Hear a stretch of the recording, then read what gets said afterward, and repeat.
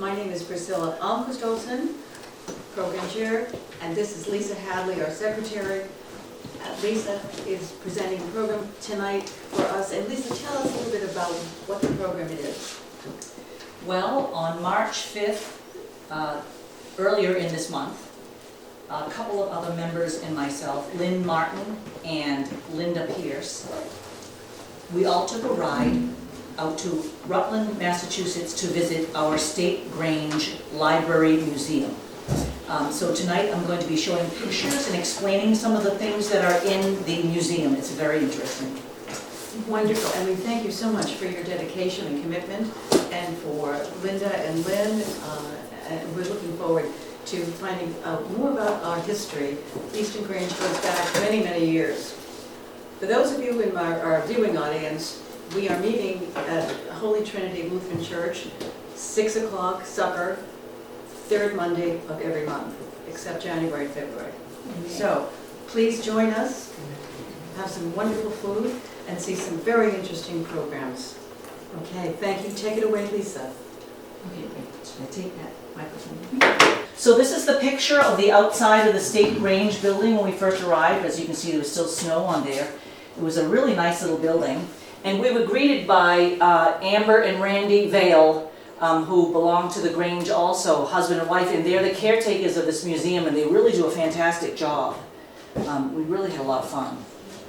We walked into the first room, and this is where they have some meetings in this room, and as you can see, they just, Amber told us they just made it for have the capability to have the Zoom for the executive committee meetings there, with that screen in the background. And it's the room that, at the very end, we sat at this table and where we looked at some of the Easton Grange records going back like many, many years. It was very interesting. And as you can see, that runner that they had set up there, that they had found, was, they used to call the Junior Grange the juvenile, but they thought it sort of had a negative sound to it, so they changed the name to the Junior Grange. And that was before, when it was called the Juvenile Grange. Okay. And this, after you enter through the front door, the first room to your left, this is the room, this is the room that holds all of the, oh, wait a second.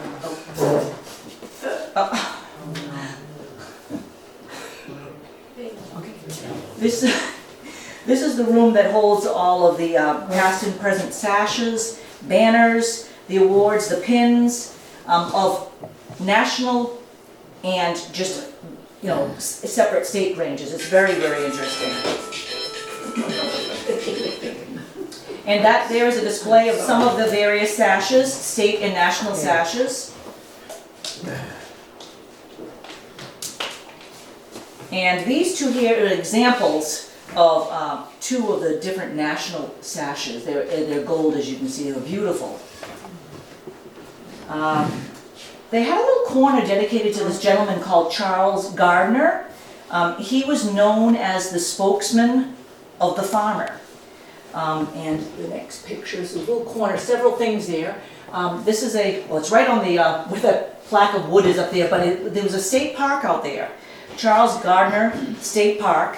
It's a 30-acre state park in Huntington, Massachusetts, and I really want to go there. It looked like really interesting. They have trails, I guess you can walk around.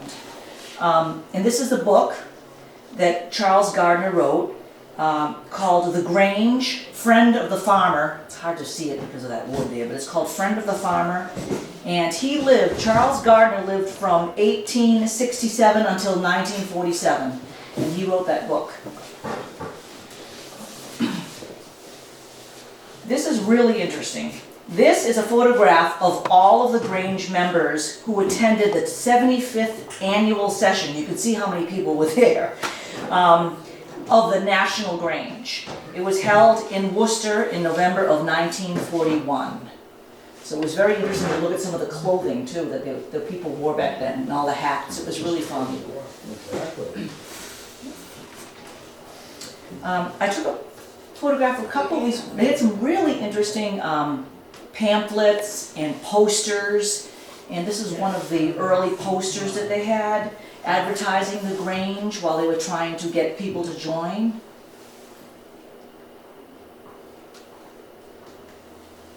And this, I like this one, it was the Grange, an opportunity for women.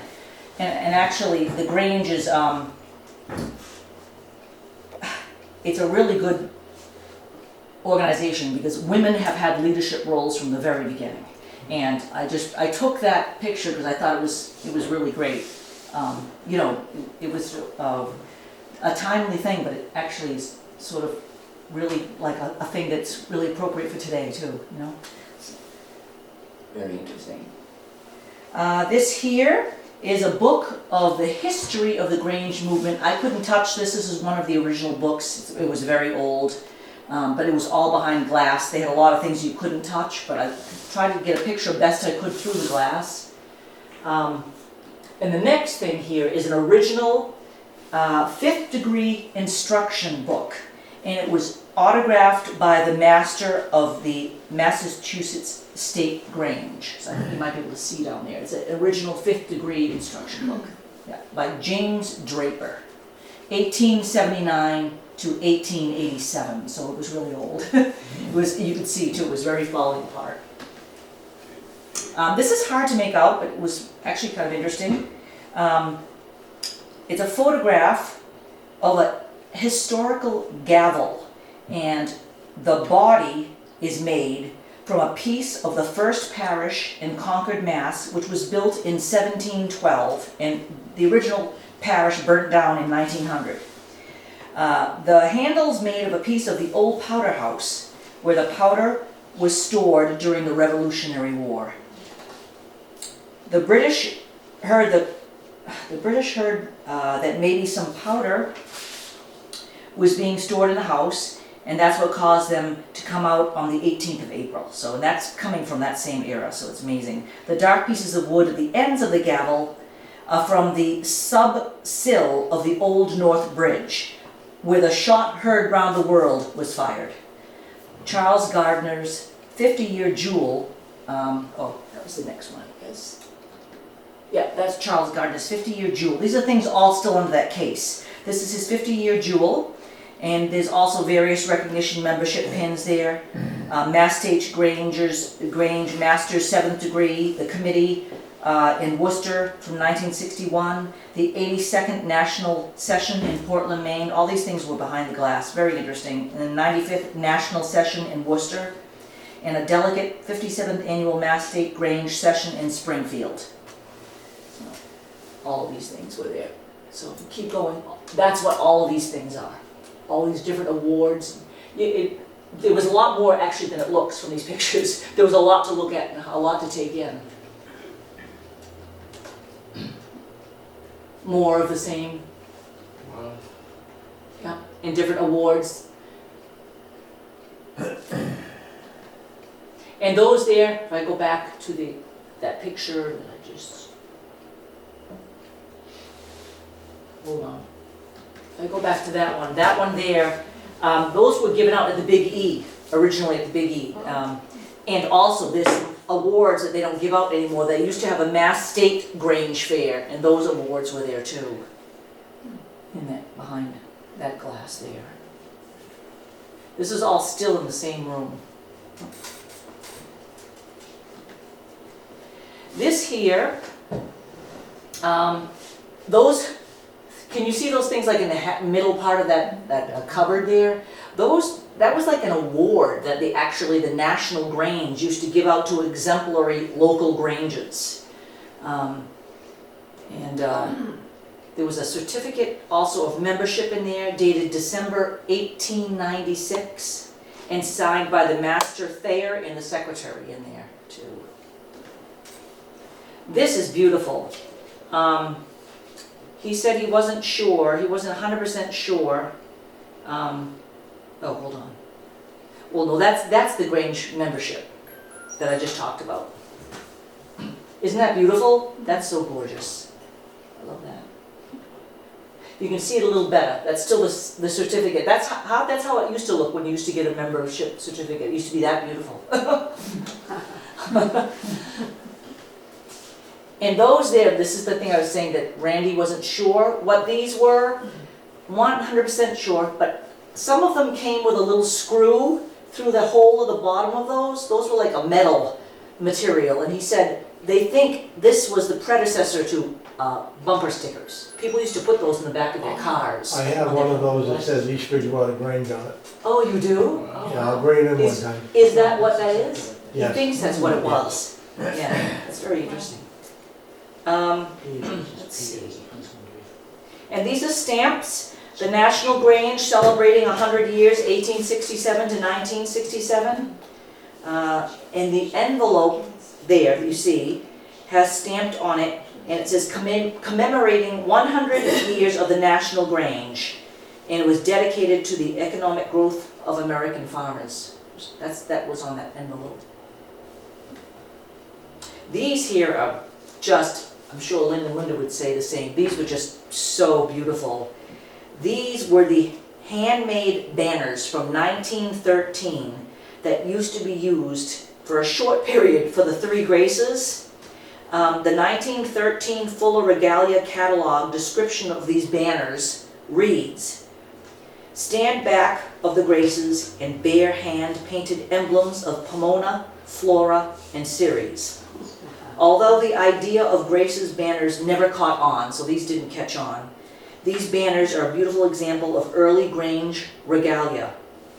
The 1913 catalog also states that they sold for $8. I know, amazing, isn't it?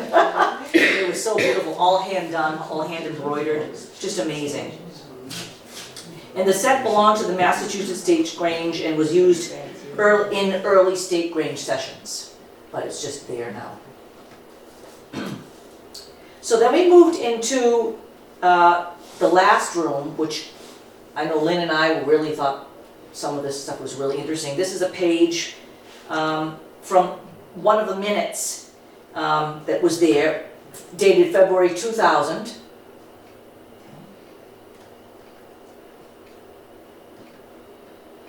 It's Old Grange Record Book.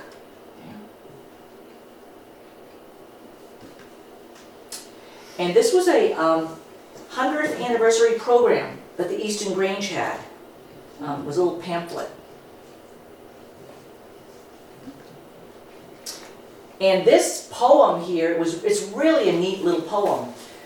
This was inside that pamphlet, so I tried to find out who in the Grange, when they had their 100-year celebration, wrote this. But I wasn't able to find that out, and they didn't know how I would go about finding it out, but I thought this would be a really cool poem to write a song to. And the words are really cool. If you want, I can read it after at the end. It's a really neat little poem. So I'm still working on who wrote the text. I have no idea. Or what set of people wrote it. It might have been a group effort. I'm not sure. This is a page here out of the treasurer's book that Lynn was looking at. And then this here is a Juvenile Grange form in Easton of December 1958. And down bottom, probably it's hard to see. I don't know if I can make it bigger. But they had some of the, yeah, you see it a little better. Some of the people that had signed up for the Juvenile Grange, the names of the applicants down bottom there.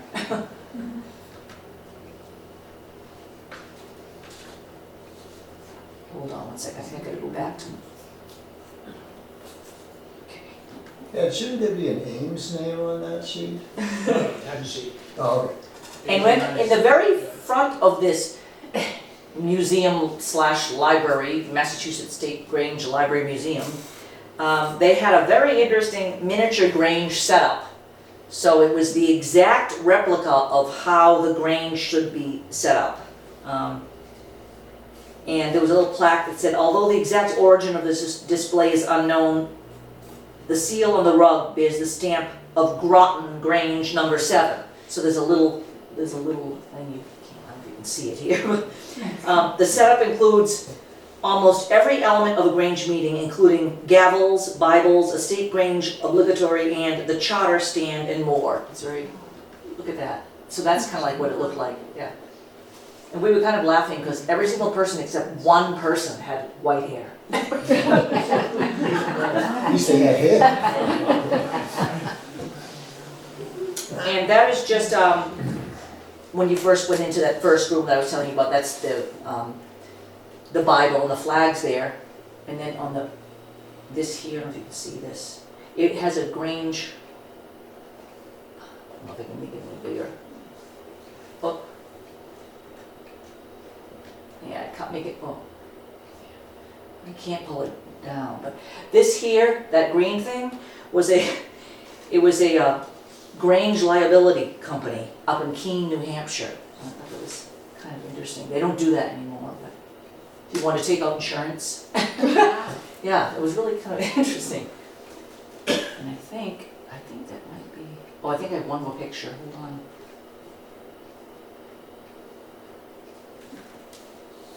Yep, so this was the actual program of the Diamond Year Jubilee, which was held out in Worcester, of the 75th Annual Session State Grange.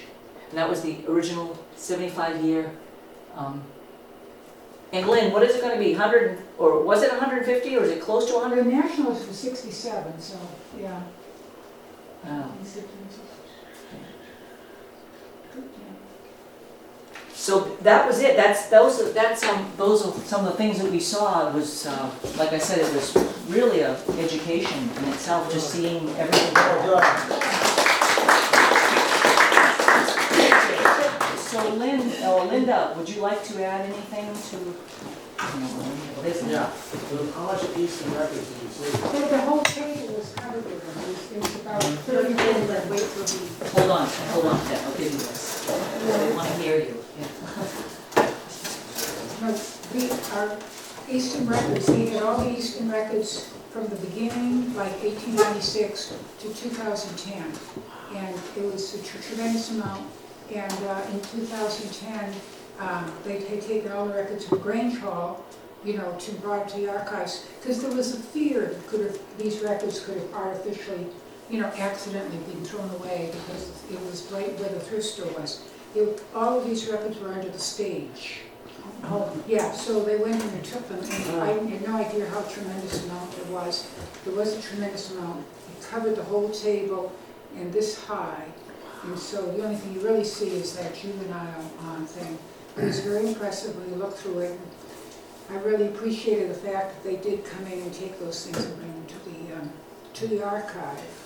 The people that are running that, Randy Vale and his wife, he is the state treasurer of, does he know treasurer? He's the Historian. He's the secretary? He's the historian. He is the historian. He is the historian, but his day job, his job for the state Grange is he's the state treasurer. So that he used to be the state secretary, but about 4 years ago became the state treasurer. So he's not just the archivist, he has an extremely important job at the state level. And his wife also is a line item person in charge. I don't remember what her job is, but it could be, So anyway, so I find it was very interesting, and it was a beautiful day, a nice snowy day. And they gave us their undivided attention for 3 hours, from 11 o'clock till 2 o'clock. It's sort of hard to get in there, but if some people, wanted to go, you could set up an appointment with them and maybe even go when somebody else goes. But, they said that they're kind of disappointed that more people don't come out. So it's not even open once a month. They have dedicated, I'm sure people can hear this, they have dedicated so much of their lives to this museum. It was impressive how much time they have put into organizing these records. And now, of course, what they're doing is they're organizing them all digitally, so they'll have them forever. It's really, it's quite an undertaking. Yeah, it's amazing. So They have this thing that comes in the booklet that is called the Penny a Day Fund, and people send in money, and they use that money to fix the museum. And so this that was one of the things I passed around. So this year they put in a new roof. You can imagine how important a new roof is. So what did they say? They bought that building about 30 years ago. You remember that? But it used to be just a normal house. So it has, a kitchen and everything like that, but it's fully utilized for these things. And it has an alarm system downstairs, so if even a drop of water, if it starts flooding, even a drop, they said they have this alarm that goes off. And they don't live close to the museum, but they have someone who lives literally 2 minutes away that can be there in a second, so that absolutely no records would ever be ruined by a flood. They have a lot of the booklets, so, questions were, my friend who was Norma Raymond, Norma Callahan, she came with us, and she used to be an East Bridgewater person with you guys, and so she was, really asking questions, we were all asking questions. So they immediately were able to go downstairs to the Pomona records and find out the, the years that people were members. So they were very willing to do certain research. But that's why, because the basement is storing many boxes of these records. And, unfortunately, if you want to see things about, East Bridgewater, because they did bring up some East Bridgewater to show us, you'd have to, make a schedule and go do the research there. Because once it goes there, it stays there. You can only have to do research on site. But it's very well done. Yes, we have Linda Peters, she was there also. When we were looking over our old records, one of the things that was included was newspaper articles over the years having to do with the Easton Grange. And I happened to read one of the articles, which was about the 100th anniversary of building the Grange Hall. And I believe it was built in 1905. Yeah. But anyway, the one paragraph that caught my attention was that they had purchased 100 wooden chairs for 65 cents a piece. So I assumed that they were the chairs we have had many discussions about in recent months. They were So 65 cents. I thought they were spending $1, but they were 65 cents. 65 cents, yes. So anyway, but the whole experience was very interesting, and it's just sort of amazing that not only do they have all this information about the Easton Grange, but they have loads of information about all the Granges in Massachusetts. Yes. So, And there used to be hundreds of them. Every town had one. Talk to the mic, talk to the mic. Or at least one. Yeah. There was a Grange in virtually every town. So at one point, there were hundreds of Granges. So people would be able to go to a different would be able to go to a different Grange every night if they wanted to. It was their social life. Like an AA. Thank you very much, Priscilla, and everybody for listening. Oh, yes, Ed has a I'm sorry, I question. just have a quick question. Some of that stuff was incredibly beautiful, very pretty. Has the State Grange given any thought to reproducing some of those things? Okay, the question was, has the State Grange given any thought to reproducing some of the beautiful artifacts that Lisa, Lynn, and Linda? It's a good question. Lynn, that's a very good question. I didn't ask them. It's a very good question, though. I was actually mentioning some of that same thing to him with some of the pamphlets. I was saying, they should come out with this pamphlet again, because some of them were really interesting, But I don't know. They didn't know. there was one cabinet of things that were more recent, like Granges have produced Christmas decorations or coasters, and so they had a sample of a lot of that type of thing that various Granges have produced in more recent years. So unfortunately, I missed the trip, because I had to go somewhere, but Ed Hansen and I are interested in going out another. Think they could arrange it, or would we Yes, pushing it they're willing to have anybody at any on time. Saturday, They do it weekends. weekend? Yes. Don't you think, Ed? Yeah, I'm in favor How of about it. you, Herb? Me too. I will consider it. It's a great trip. Maybe Alan or... From the new members. Women in the New members, make it a mandatory outing. I like it, and they have to buy the lunch. Looks like it's a fraternity or sorority. Anyhow, Don't it's a you love great it? report. Okay, any other questions? No? Well, thank you, Lisa? Thank Linda? you, Priscilla. Thank you. And don't forget, we meet at Holy Trinity Lutheran Church the third Monday of every month, except January and February. And we have a wonderful supper, which is catered by, not just Tivoli, On Center Street. on Center Street, northeastern. And so we are very satisfied and full of chicken gravy, roasted potatoes, Jones chocolate chip. caramelized onions, string beans and butter, and a wonderful Mediterranean salad. And of course, we have Joni's homemade chocolate chip cookies. So, join us. Third Monday of every month at Holy Trinity Lutheran Church on Lincoln Street in Northeast.